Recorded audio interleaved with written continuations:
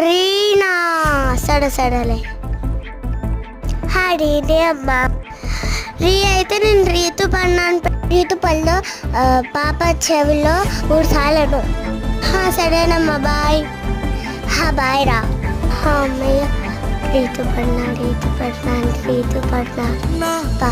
పాపని పడుకోబెట్టి జ్వరం ఎంతుందో చూడాలి. జ్వరం ఉందేంటి, డాక్టర్ దగ్గరికి తీసుకెళ్తాను.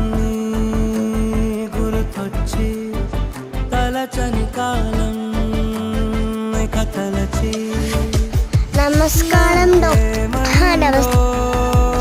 డాక్టర్, ఈ మధ్య మా పాపకు బాగాలేదు, ఏదోలాగా చేస్తుంది, ఒకసారి చూడరా. సరే అవ్వ, ఒకసారి అతిథి చెకప్ చేస్తా. సరే డాక్టర్.